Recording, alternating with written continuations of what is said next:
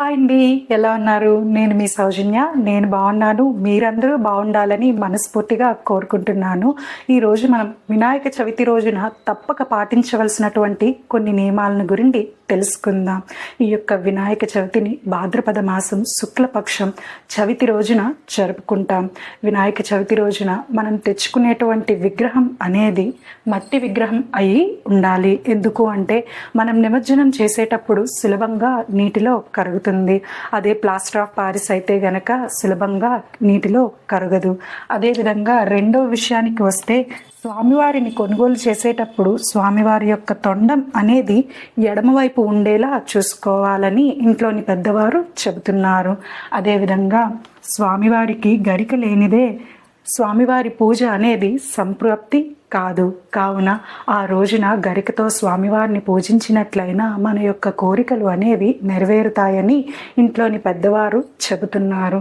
అదేవిధంగా మనం పూజ చేసుకోవడానికి మట్టి విగ్రహాన్ని తెచ్చుకున్నప్పటికీ పసుపుతో చేసినటువంటి వినాయకుడిని మొట్టమొదట పూజించవలసి ఉంటుంది. ఎందుకు అంటే పార్వతీదేవి పసుపు మరియు నలుగు పిండితోనే గణపతిని తయారు చేశారు. అదేవిధంగా వినాయక చవితి రోజున 21 రకాల పత్రిలతో స్వామివారికి విశేషంగా పూజలను నిర్వహించి పూజ అనంతరం స్వామివారితో పాటు ఈ యొక్క పత్రులను నీటిలో నిమజ్జనం చేయవలసి ఉంటుంది. అలా చేసినట్లయినా వాటికి ఉన్నటువంటి మెడిసినల్ వాల్యూస్ అనేవి నీటికి అందుతాయి.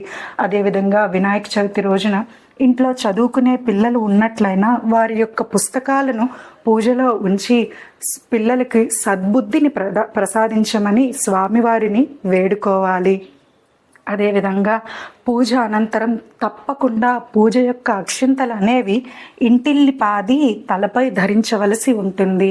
లేనట్లయినా నీలాపలిందల పాలవుతారని పురాణాలు చెబుతున్నాయి. అదేవిధంగా చిన్నపిల్లల్ని స్వామివారి ముందు గుంజీలు తీసినా కూడా స్వామివారు ప్రసన్నం అవుతారు.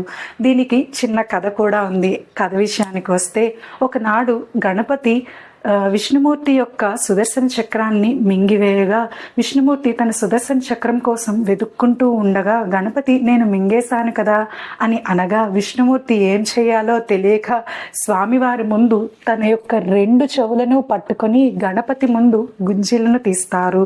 ఈ యొక్క చర్యకు గణపతి పకపక నవ్వటం వలన ఆయన మింగినటువంటి సుదర్శన చక్రం అనేది బయటకు వస్తుంది.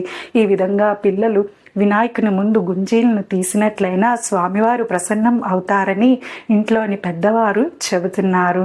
ఈ విధంగా తామెల్లరూ పాటించాలని కోరుకుంటూ నా వీడియోస్ కనుక మీకు నచ్చినట్లయితే లైక్ చేసి షేర్ చేసి సబ్స్క్రైబ్ చేయండి. మీరు ఇచ్చేటువంటి ఒక్క లైక్ అనేది నన్ను మరిన్ని వీడియోస్ చేయడానికి ప్రోత్సాహాన్ని అందిస్తుంది. స్వస్తి.